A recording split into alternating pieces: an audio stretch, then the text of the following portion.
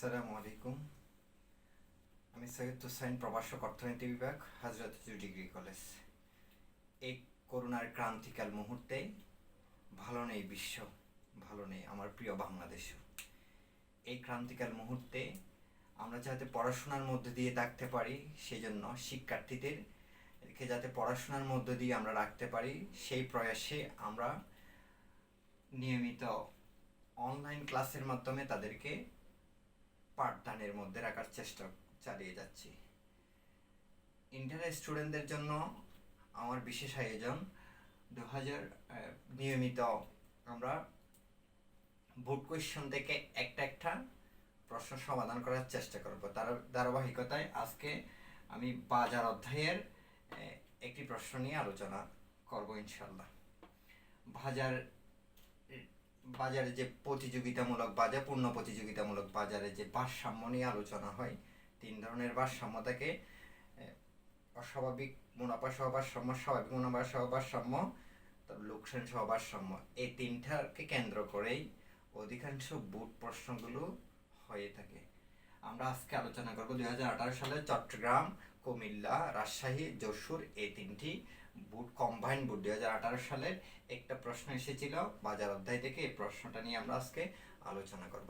প্রথম প্রশ্ন হচ্ছে, মনোপোষণী বাজার কাকে বলে?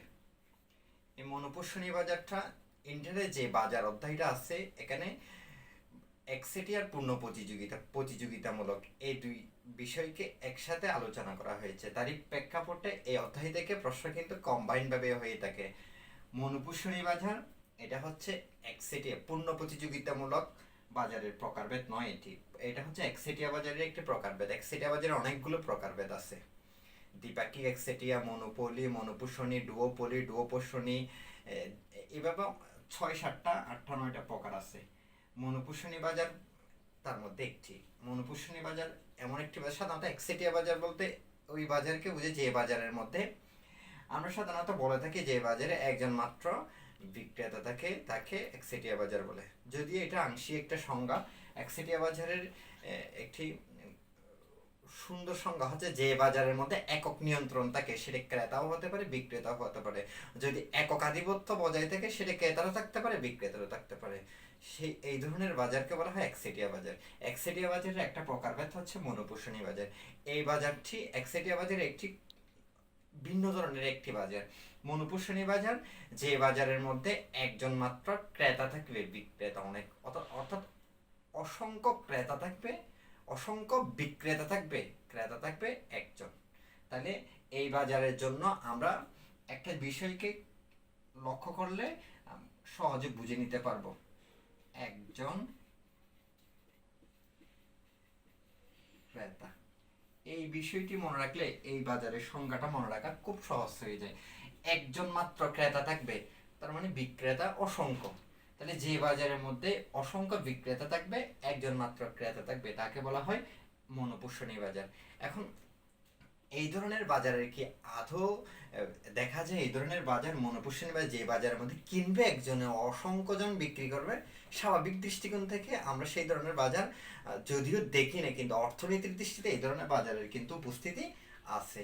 যদি উদাহরণ দিকে আমরা লক্ষ্য করি, উদাহরণ দেওয়া যায়, যেমন একটি নির্দিষ্ট এলাকা, অর্থনীতি কিছু নির্দিষ্ট এলাকা ভিত্তিক যদি হিসাব করা হয়, নির্দিষ্ট একটা অঞ্চলের মধ্যে যদি একটি মাত্র চিনির কল থাকে এবং সেই অঞ্চলের মধ্যে যদি অনেকগুলো আখ চাষি থাকে, সাধারণত আখ চাষি অনেক থাকে, কিন্তু তারা আখ চাষের প্রধান লক্ষ্য থাকে তাদের কি চিনি উৎপাদন করা। তো আখ চাষিরা আখগুলো বিক্রি করবে কোথায়? ওই যে চিনির কল আছে, চিনির কল, তো চিনির কল তো আছে একটা, অসংখ্য আখ চাষিরা বিক্রি করবে কোথায়? ওই যে একটা মাত্র চিনির কল ওখানেই। তার মানে চিনির কল ক্রেতা একজন, একজন বিক্রেতা অসংখ্য। এই ধরনের বাজারকে বলা হয় মনোপোষণী বাজার। আশা করি তোমাদেরকে বুঝাতে পেরেছি। 2 নম্বর যে প্রশ্নটি আসছে, একচেটিয়া বাজার। তাহলে আমাদের প্রথম প্রশ্নটি শেষ। দ্বিতীয় প্রশ্নটি, এটাও একচেটিয়া বাজারের থেকে প্রশ্নটা করা হয়েছে। তাহলে একচেটিয়া বাজার, এই প্রশ্নটা হচ্ছে একচেটিয়া কারবারি কিভাবে দামের উপর প্রভাব বিস্তার করে। এখন একচেটিয়ার সংজ্ঞাটাই হচ্ছে যে বাজারে একচেটিয়া আমরা কথায় কথায় বলে তাকে ও একচেটিয়া প্রভাব খাটাচ্ছে, একচেটিয়া ক্ষমতা ওর। তার মানে কি, যেটার একক আধিপত্য থাকে তাকে বলা হয় একচেটিয়া, বাংলার বাংলার দৃষ্টিকোণ থেকে। কিন্তু যদি আমরা অর্থনীতি হিসাব করি, একচেটিয়া কারবারে সাধারণত দামের উপর, যেহেতু তার একক আধিপত্য বজায় থাকে কোনো দ্রব্য পণ্য দ্রব্যের যোগানের ক্ষেত্রে, সেজন্য তার দামের উপর প্রভাব বিস্তার করতে পারবে। এখন প্রশ্নটা করছে আমাদেরকে প্রভাব বিস্তার কিভাবে করে। একচেটিয়া বাজারে যদি বৈশিষ্ট্যগুলো আমরা লক্ষ্য করি, তাহলে আমরা বুঝতে পারবো কিভাবে একচেটিয়া কারবারে দামের উপর প্রভাব বিস্তার করে। একচেটিয়া বাজারের বৈশিষ্ট্য হচ্ছে যে একচেটিয়া বাজারের ফার্মের কোনো বিকল্প থাকে না, অর্থাৎ তার নিকট বিকল্প কোনো ফার্ম থাকে না। 2 নাম্বার হচ্ছে যে একচেটিয়া কারবারে যে পণ্যটি উৎপাদিত হয়, এই পণ্যের নিকট বিকল্প কোনো পণ্য থাকে না। তারপর হচ্ছে একচেটিয়া কারবারে যেহেতু সে ইচ্ছে মতো, সে চাইলে দাম বেশি নির্ধারণ করে কম বিক্রি করে, অথবা সে যদি চায় দাম কম নির্ধারণ করে বেশি বিক্রি করবে। অর্থাৎ এখানে কোনো নির্দিষ্ট যোগান রেখা পাওয়া যায় না, কারণ তার সম্পূর্ণ তার মানসিক বা মনের উপর নির্ভর করে একচেটিয়া কারবারে তার এটা পরিচালনা করে থাকে। অর্থাৎ তার যোগান রেখাটা নির্দিষ্ট নয়, তার মনের উপর নির্ধারণ করে সেটা চলতে থাকে একচেটিয়া কারবার। কারণ হচ্ছে যে সে চাইলে দাম কম নির্ধারণ করতে পারে, বেশিও নির্ধারণ করতে পারে। তারপর আরেকটা বৈশিষ্ট্য হচ্ছে যে একচেটিয়া কারবারে যে একচেটিয়া যে ফার্ম, এই ফার্মের মধ্যে প্রবেশ ও প্রস্থানের অধিকার থাকে না, একদম স্বাধীন নয়। অর্থাৎ এই ফার্ম একচেটিয়া কারবারের মধ্যে, একচেটিয়া বাজারের মধ্যে যে যে বাজারের মধ্যে যে পণ্য দ্রব্যের ক্ষেত্রে একচেটিয়া প্রভাব বিদ্যমান, সেখানে ফার্ম ইচ্ছামতো প্রবেশ ও প্রস্থান করতে পারবে না। কারণ তাদের মধ্যে নির্দিষ্ট কিছু নিয়ম মেনে তারা ফার্মে প্রবেশ করতে হবে, এবং চাইলে তারা ইচ্ছামতো চলে আসতে পারবে না। যদি আমরা একটা উদাহরণ দিই, আমাদের যে বাংলাদেশের মোবাইল কোম্পানিগুলো, এগুলো একচেটিয়া কারবারের একটা উদাহরণ। তো এই মোবাইল কোম্পানিগুলো চাইলেই কিন্তু ফার্ম থেকে ফার্ম ত্যাগ করে, তাদের বাজার ত্যাগ করে কালকে চলে যেতে পারবে না। কারণ তাদের ফার্ম, তাদেরকে অনেকগুলো যে শর্ত দিয়ে তাদেরকে ফার্মে প্রবেশ করানো হয়েছিল, সে বৈশিষ্ট্যগুলো তাদেরকে পালন করতে হবে। অর্থাৎ তারা চাইলে হুট করে চলে যেতে পারবে না, মালিকানা হস্তান্তর করতে পারবে নীতিমালা অনুসরণ করে, কিন্তু তারা চাইলে চলে যেতে পারবে। একইভাবে আমরা চাইলেও একই পরিমাণ মূলধন নিয়ে আমরা একচেটিয়া কারবার, অর্থাৎ রবি বা গ্রামীণ ফোন, বাংলালিংক এই ধরনের একটা সেবামূলক প্রতিষ্ঠান দিয়ে আমরা বসতে পারবো না। কারণ এই যে একচেটিয়া কারবারগুলো করার জন্য আমাদের অনেকগুলো বৈশিষ্ট্যকে পূরণ করতে হয়, তাই এখানে ফার্মের প্রবেশ ও প্রস্থানের অধিকার নেই। তাই এক্ষেত্রে একচেটিয়া কারবারে একক আধিপত্য বজায় থাকে। যদি আরেকটা লক্ষ্য করলে বোঝা যায়, একচেটিয়া কারবারের মধ্যে যেটি ফার্ম সেটি শিল্প। ফার্ম ও শিল্পের একটা পার্থক্য আছে, অনেকগুলো ফার্ম মিলে হয় একটি শিল্প। এখন একচেটিয়া কারবারি ফার্মের যেহেতু কোনো বিকল্প ফার্ম নেই, তাহলে ফার্ম মাত্র একটি, আর সেটি শিল্প। যেহেতু তার নিকটে বিকল্প কোনো ফার্ম নাই, তাহলে যেটি ফার্ম সেটি শিল্প, তাই তার একক আধিপত্য বজায় থাকে। এই বৈশিষ্ট্যগুলো যদি আমরা লক্ষ্য করি, তাহলে বোঝা যায় যে একচেটিয়া কারবারির ক্ষেত্রে অনেকগুলো তার একক আধিপত্য বা দামের উপর প্রভাব বিস্তার করার মতো উপকরণ আছে। কারণ সে চাইলেই তার পণ্যটি বেশি দামে বিক্রি করতে পারতেছে, সে চাইলেই দামটিকে পণ্যটিকে কম দামে বেশি বিক্রি করতে পারবে। সেটি তার অনেকটা তার মনোভাব এবং তার পণ্যটি সে কিভাবে দেশের মধ্যে বিক্রি করতে চায়, সে কি বেশি বিক্রি করতে চায় না কম বিক্রি করতে চায়, সেটা তার উপরে নির্ভর করে। সেজন্য একচেটিয়া কারবারিকে প্রাইস মেকার বলা হয়, দাম সৃষ্টিকারী। আর পূর্ণ প্রতিযোগিতামূলক বাজারের ফার্মকে বলা হয় দাম গ্রহণকারী, কিন্তু একচেটিয়া কারবারিকে বলা হয় দাম সৃষ্টিকারী। তাহলে আমরা দ্বিতীয় প্রশ্নটি আমরা আমাদের বুঝে আসলো যে একচেটিয়া কারবারিকে কিভাবে বা কেন দাম সৃষ্টিকারী বা কিভাবে দামের উপর প্রভাব বিস্তার করে, এই প্রশ্নটি আমাদের বুঝে আসছে। আমাদের 3 নম্বর প্রশ্নটি, এই প্রশ্নটি আমাদের অনেক গুরুত্বপূর্ণ একটি প্রশ্ন। এটা অনেকটা চিত্রের উপর নির্ভর করে। এই যে আমাদেরকে চিত্রটা দিছে উদ্দীপকের মধ্যে, এই চিত্রটার মধ্যে আমাদের যে প্রথম দুটো প্রশ্ন ছিল, এই দুটো প্রশ্নের কোনো সামঞ্জস্য ছিল না। কারণ প্রথমটা জ্ঞানমূলক, দ্বিতীয়টা অনুধাবনমূলক, অনেকটা জানার উপরই নির্ভর করে। কিন্তু 3-4 এই প্রশ্নগুলো সাধারণত উদ্দীপক থেকেই হয়ে থাকে, উদ্দীপকের মাধ্যমে। আর এই যে বাজার অধ্যায় থেকে যে প্রশ্নটা হয়ে থাকে চিত্রভিত্তিক, 3-4 দুটো এই প্রশ্নের আলোকে হয়ে থাকে, উদ্দীপকের আলোকে হয়ে থাকে। তাহলে আমাদের উদ্দীপকে প্রদর্শিত ফার্মটির মুনাফা নির্ণয় করবো আমরা। তাহলে আমাদের ফার্মটির মুনাফা, আমরা প্রশ্নটা মুছে দিচ্ছি। আমাদের পূর্ণ প্রতিযোগিতামূলক বাজারের একজন ফার্ম তিনভাবে ভারসাম্যে উপনীত হতে পারে: স্বাভাবিক মুনাফা সহ ভারসাম্য, অস্বাভাবিক মুনাফা সহ ভারসাম্য, লোকসান সহ ভারসাম্য। এখন আমরা এই ভারসাম্যের জন্য দুটো শর্ত প্রয়োজন। এক নম্বর হচ্ছে এমসি ইকুয়াল এমআর, প্রান্তিক ব্যয় প্রান্তিক আয়। এমসি ইকুয়াল এমআর, অর্থাৎ এমসি ইকুয়াল এমআর হতে হবে প্রথম শর্ত। দুই নম্বর শর্ত হচ্ছে যে এমসি রেখা, এই এমসি রেখা এসএমসি বলা যায় যেহেতু এটা স্বল্পকালীন, short marginal cost, SAC short average cost, অর্থাৎ স্বল্পকালীন গড় খরচ, স্বল্পকালীন প্রান্তিক খরচ। এই এমসি অর্থাৎ SMC, SMC equal MR, MC equal MR সমান হবে এমসি রেখা এমআর রেখাকে নিচের দিক থেকে ছেদ করে উপরে উঠবে। তাহলে আমরা দুইটা শর্ত থাকলে, এই দুইটা শর্ত পূরণ হলে তখনই আমরা বলতে পারবো যে ফার্মটি ভারসাম্য লাভ করবে। তাহলে আমরা আমাদের শর্ত অনুযায়ী এখানে আমাদের দুইটা শর্ত এমসি ইকুয়াল এমআর। তাহলে এক্ষেত্রে আমাদের মুনাফার পরিমাণ হিসাব করবো যে আমরা আমাদের আগে শর্তগুলো কোথায় পালিত হয় আমরা দেখব। শর্তগুলোর ক্ষেত্রে আমাদের প্রথম শর্ত হচ্ছে যে এমসি ইকুয়াল এমআর।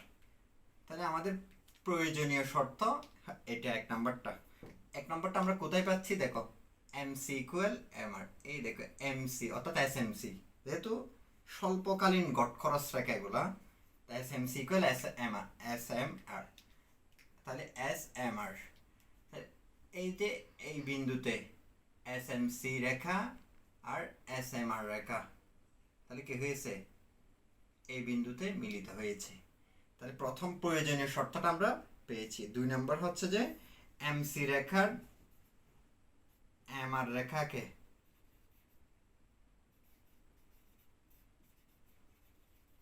রেখাকে নিচের দিক থেকে ছেদ করে উপরে উঠবে। তাহলে প্রথম শর্তটা হচ্ছে এমসি ইকুয়াল এমআর, এই বিন্দুতে পাওয়া গেছে। দ্বিতীয় শর্ত হচ্ছে এমসি রেখা এমআর রেখাকে নিচের দিক থেকে সেট করে উপরে উঠবে। একই বিন্দুতে এমসি রেখা, এই এমসি রেখাটা এমআর রেখাকে, এই রেখাটাকে নিচের দিক থেকে সেট করে উপরে উঠেছে। তাহলে দ্বিতীয় শর্তটাও পাওয়া গেছে। এই রেখাকে আর অন্যভাবেও বলা যায়, এই পর্যাপ্ত শর্ত, এটা এমসি রেখার ঢাল গ্রেটার দেন এমআর রেখা, অর্থাৎ এমসি রেখার ঢালটা বেশি, এভাবেও বলা যায়। সহজভাবে এবার এটা একটু ভালোভাবে বোঝা যায়। এমসি রেখা এমআর রেখাকে, এমসি রেখা এমআর রেখাকে, এই এমআর রেখাটাকে নিচের দিক থেকে সেট করে উপরে উঠেছে। তাহলে আমাদের ভারসাম্যের দুটো শর্তই পালিত হয়েছে এই বিন্দুতে। ই মানে ইকুইলিব্রিয়াম, অর্থাৎ আমরা এই বিন্দুতে আমরা কি পেয়েছি, ভারসাম্যের দুটো শর্তই পালিত হয়েছে, তাই ই হচ্ছে ভারসাম্য বিন্দু। তো এখন আমাদের তৃতীয় প্রশ্নটা ছিল আমাদের মুনাফার পরিমাণ বের করা। এখন এখানে আমরা এটাতে যে মুনাফা হচ্ছে না ক্ষতি হচ্ছে আমরা কেমনে বুঝবো? আমরা এই সেক রেখা যদি নিচে থাকে, ভারসাম্য বিন্দুর যদি সেক রেখা নিচে থাকে, তাহলে এক্ষেত্রে আমাদের মুনাফা হবে। এবং সেটা এখানে 1 টাকাও যদি মুনাফা হয়, 1 পয়সাও যদি মুনাফা হয়, তাহলে এক্ষেত্রে সেটা হচ্ছে অস্বাভাবিক মুনাফা। অর্থাৎ এখানে মুনাফা না হলে, যদি মুনাফা শূন্য হয় এটা স্বাভাবিক মুনাফা, আর যদি 1 পয়সাও যদি এখানে মুনাফা হয় তাহলে এটা অস্বাভাবিক মুনাফা। তাহলে আমাদের সেক রেখা হচ্ছে কোথায়, সেক রেখা হচ্ছে যে এই ভারসাম্য বিন্দুর নিচে।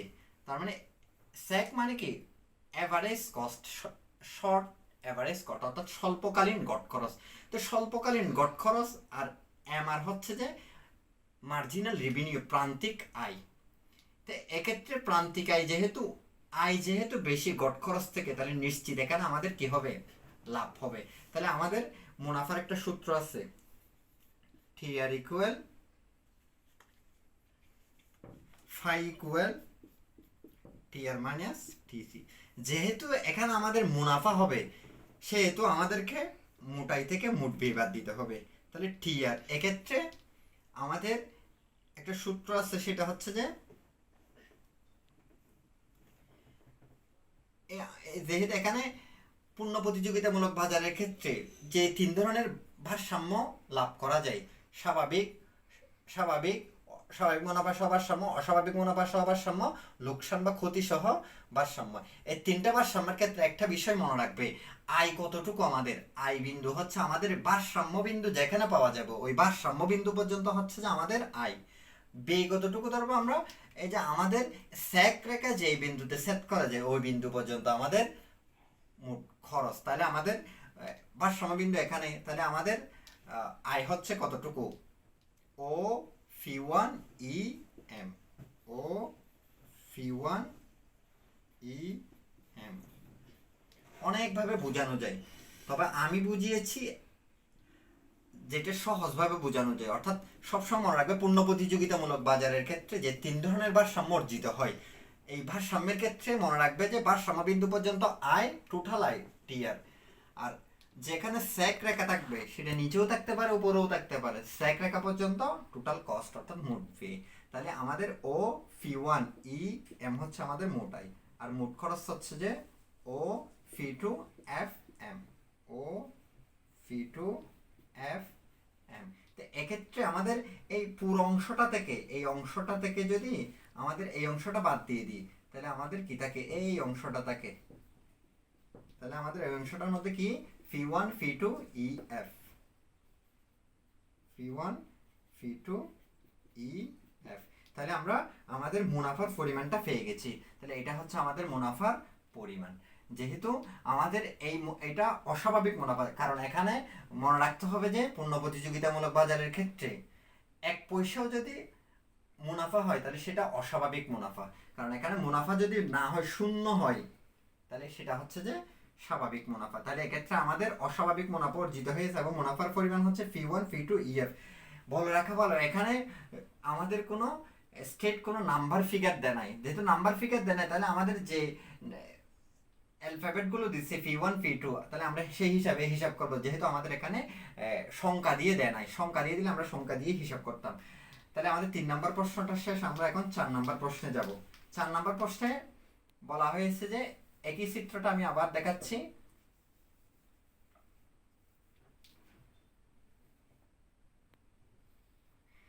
আমাদের পূর্বের চিত্র ছিল এটা।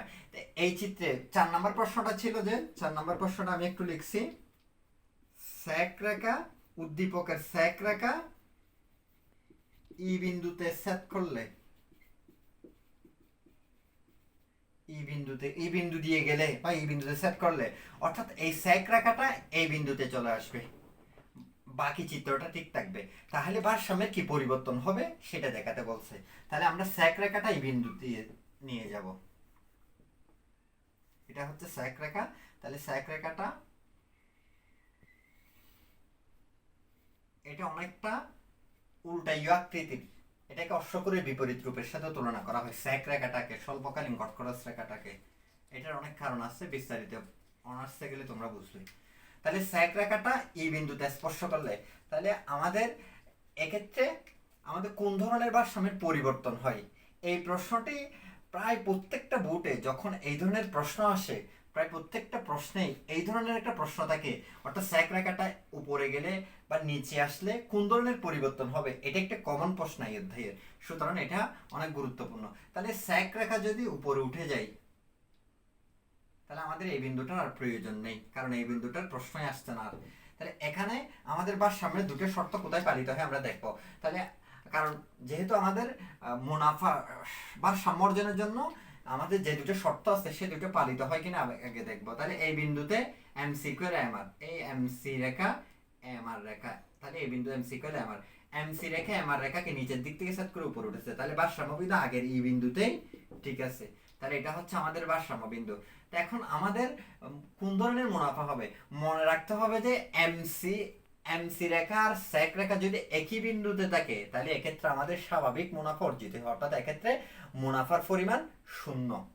তাহলে আমরা এক্ষেত্রে মুনাফার পরিমাণ অর্থাৎ এক্ষেত্রে স্বাভাবিক মুনাফা, তা আমাদেরকে প্রথমে বলতে হবে যে স্যাক রেখা যদি এই বিন্দুতে অর্থাৎ উপরে উঠে যদি এই বিন্দুতে স্পর্শ করে যায় তাহলে এক্ষেত্রে স্বাভাবিক মুনাফা অর্জিত হবে। তাহলে মুনাফার পরিমাণ দিয়ে আমরা দেখাবো যে ফাই ইকুয়াল ফাই মানে মুনাফার পরিমাণ টি আর মাইনাস টিসি টি।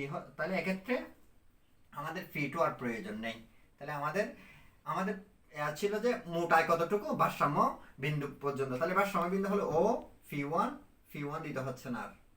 আচ্ছা ফি ওয়ান দেওয়া যেহেতু প্রশ্ন আছে, ও ফি ওয়ান ই এম, ও ফিওয়ান ই এম, টিচি কতটুকু, তাহলে আমাদের ছিল যে টিচি হচ্ছে যে সেক রেখা পর্যন্ত, যেখানে এসি রেখা স্পর্শ করা যাবে পূর্ণ প্রতিযোগিতামূলক বাজারের ক্ষেত্রে, এইটুকুই হচ্ছে যে আমাদের কি ভারসাম্য বিন্দু। তাহলে এক্ষেত্রে আমাদের মোট খরচ, তাহলে মোট খরচের পরিমাণও একই, ও ফি ওয়ান ই এম। তাহলে এটা থেকে যদি এটা চলে যায় তাহলে আমাদের পরিমাণ শূন্য। আগেই বলেছি যদি মুনাফার পরিমাণ শূন্য হয় তাহলে এটা স্বাভাবিক মুনাফা। তাহলে আমরা বলতে পারি যে যদি স্যাক রেখা যদি এই এফ বিন্দু থেকে যদি ই বিন্দুতে উঠে যায় তাহলে এক্ষেত্রে আমাদের মুনাফার পরিমাণ শূন্য তথা স্বাভাবিক মুনাফা অর্জিত হবে। প্রিয় শিক্ষার্থীরা, তোমরা ক্লাসটি বারবার একটু একটু করে দেখে পুনরায় ভালো করে দেখে প্রিপারেশন নাও। এই প্রশ্নটি খুবই গুরুত্বপূর্ণ বাজার অধ্যায়ের। আর বাজার অধ্যায় থেকে যে কয়টি প্রশ্ন বুট কোয়েশনের বিগত সালের প্রশ্ন দেখলে বোঝা যায় যে প্রায় প্রশ্ন এই টাইপের। আমরা চেষ্টা করব প্রতিনিয়ত তোমাদেরকে একটি একটি প্রশ্ন করে সমাধান দেওয়ার জন্য। আর যেহেতু করোনাকাল, কেউ ভালো নেই, তাহলে আমাদেরকে চেষ্টা করতে হবে ভালো না থাকার মধ্যেও ভালোটা খুঁজে নেওয়ার জন্য। কারণ আমরা স্বপ্ন দেখা যদি আমরা ভুলে যাই তাহলে আমাদের জীবনের উদ্দেশ্যটাই আমাদের হারিয়ে যাবে, অর্থাৎ আমরা কোন পথে চলতে যাচ্ছি। কারণ পৃথিবীটাকে বদলে দেওয়ার মতো শক্তি, ধৈর্য, আকাঙ্ক্ষা সবগুলোই তোমার মধ্যে বিদ্যমান। ভালো থাকবে তোমরা, আমাদের জন্য দোয়া করবে। খোদা হাফেজ।